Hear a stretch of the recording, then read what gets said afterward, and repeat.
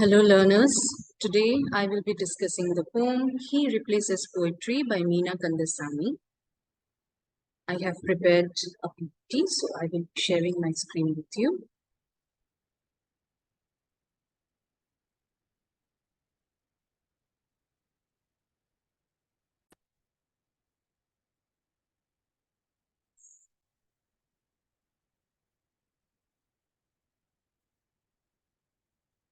Okay, so Meena Kandasamy is a Dalit feminist who writes on women empowerment, who gives voice to the third world women, and she creates a space for women to be liberated from the patriarchal domination.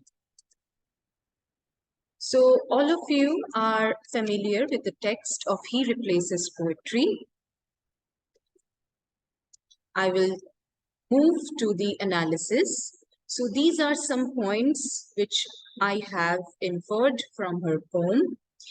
So her poems materializes her views on patriarchal social order. So most of her poems expresses how women have been at the margin and how women can raise their voice from the margin to destabilize the patriarchal social order.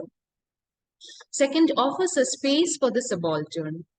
So Meena Kandasamy, being a Dalit feminist, her poetry is an apparatus to negate, to challenge, to subvert the social order, the patriarchal social order, and also it shows that how third world women like the transgenders or the Dalit women or the prostitutes, they can also be a part of the, of the women who, of the larger, larger gender or sex of the women. Then rebellion against subjugation of women. This is quite apparent from her poetry that her vociferous and her forceful words, they are actually a revolt, a challenge to the subjugated status of women. Non-conformity to conventional norms. So not only the language of her poems and the and the content of her poetry, but also her ideas represent that she is not adhering to the conventional uh, linguistic norms or the gender norms. Her poems can be read, especially He Replaces Poetry. So this poem can be read from a postmodern perspective where she is talking or expressing in a stream of consciousness manner.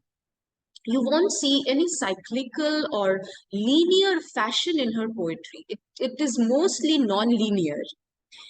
Defies power of masculinity. Another point, which is again very apparent from her poetry, she defies the power of masculinity because at the end of her poem, we get to see that she is saying that her poetry will replace all of the man that who has put her under, or because of him, she has undergone a traumatic situation or a state of illusion, the illusion of happiness, the illusion of love. And now she is coming out of it. She is coming out of the foundations imposed by the the male presence in her life, that particular male presence in her life, which that presence exhibited masculinity. Defies power of speech, which is essentially built on social conventions. So language specifically is built on social conventions. Language is very sexist. And when she says in the beginning of her poem that she is hunting for words, she is searching for words, she is actually uh, giving another side of reality or showing an otherwise where speech is not getting prominence. Okay. Next, subversion of power. This is again a very recurrent theme in her poetry, asserting her freedom through her language, rejection of silence and sacrifice. She is rejecting to be silent. She is talking about her illusion, and she is talking about how she emerged out of her illusion. She is saying that she used to nod like a Tanjore doll in Greece, and this admission itself is is a is an expression of freedom. It is an expression of not to be docile, not to be submissive.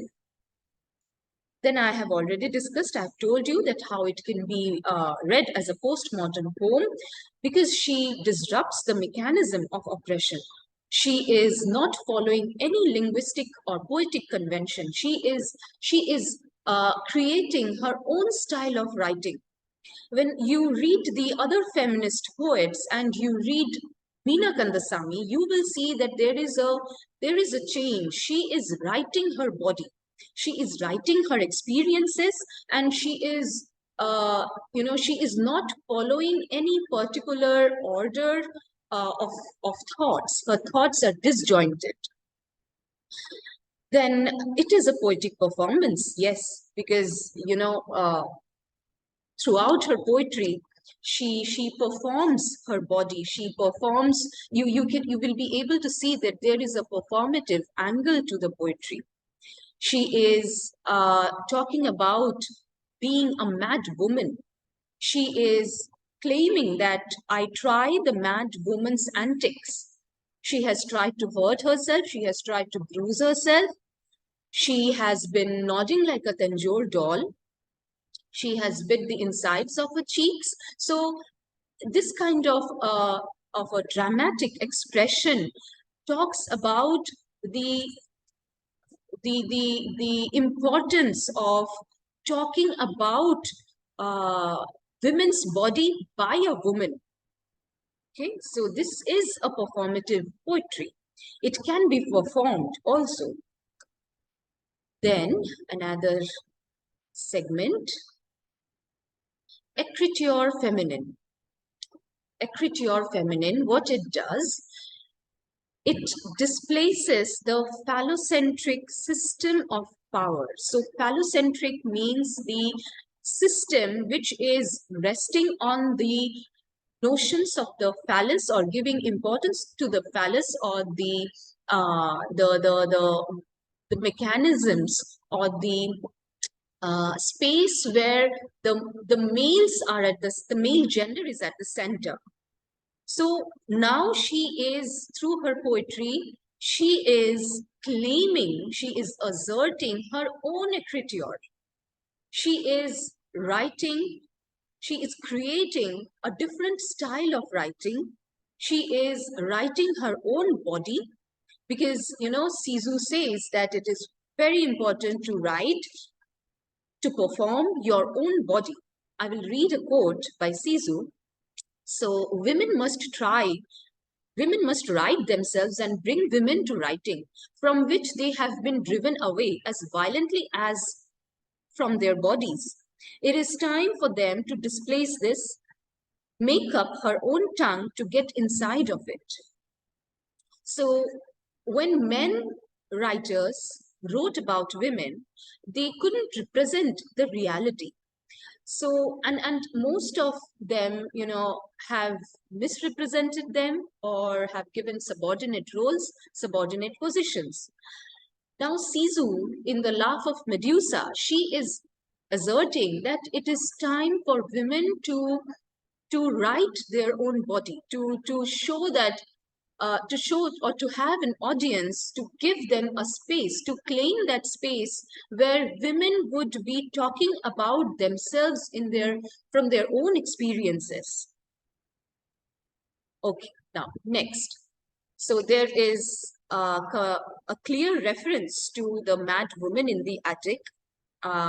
This is a text by Susan Gubar and Gilbert in 1979, and they examined that how women are being portrayed by the male authors or have been portrayed by male authors either as an angel or as a monster. So they are, you know, critiquing or criticizing those uh, those texts which have portrayed women only in two shades, only in the binary shades. But a woman who is being being an erratic or irrational or a passionate woman, so according to Gilbert and Gubar, they are usually portrayed as monsters. They are usually portrayed as rebellious, unkept, mad women. Now, Meena Kandasamy out here, she is she is offering a space to that mad woman, to all the women who feel, who respond to their feelings, who are not dolls, who are expressive, okay, and talk about their uh, who talk about their bodies, who are not hiding their bodies, who are not hiding their pain, their madness. Okay, then some of the important quotes I have mentioned for you to have a connection, to establish a connection between he replaces poetry. So Helen Sisu's work, The Laugh of Medusa, becomes very seminal, very important for you to establish your analysis of the poetry. And a little background for Medusa I would like to share. So Medusa, as you know, that she was a beautiful woman according to Greek mythology, and she was renowned for her beautiful snake-like hair. So in media, she has been portrayed as a woman who is very vicious or who has snakes on her head. Uh, but actually, there is another take on Medusa, which tells that either Zeus or Poseidon, by Poseidon or by Zeus, one of the Greek gods, important Greek gods, she was raped at the Temple of Athens, and she takes her vengeance. Okay, so again, Helen Sisu is saying that at the end, Medusa is laughing. Medusa is victorious. Then there is this reference. We can also refer to the Hindu goddesses Kali. Okay, and now you can connect these two, symbols, these two women as symbols to establish your analysis of he replaces poetry. And I would like to mention that he replaces poetry, or you take any poetry by Meena Kandasamy. She talks about the Dalits, she talks about the Dalit women, she talks about the third world women. Now, when she starts a poem by saying that she's hunting for words and she's comparing herself to a whore, she's saying that I turn into a whore. So the question is she legitimizing prostitution? Is she offering a space for the whore? Because there are women who have taboos. There is a society who have taboos against the third world women, the transgenders, the whores, the prostitutes, the Dalit women. Okay. Now, as a whore hunts for customers, she is hunting for words. And her poetry is an insurgent poem. He replaces poetry is an insurgent poem. Why insurgent? Because it is a rebellion against patriarchy. It is a rebellion against the uneven gender matrix in the society. So whenever Meena Kandasamy writes, she uses words of rebellion, of revolt, of insurgency. So that is all. I hope you have gained some insight to analyze Meena Kandasamy's poem. And here you go. I wish you all the best.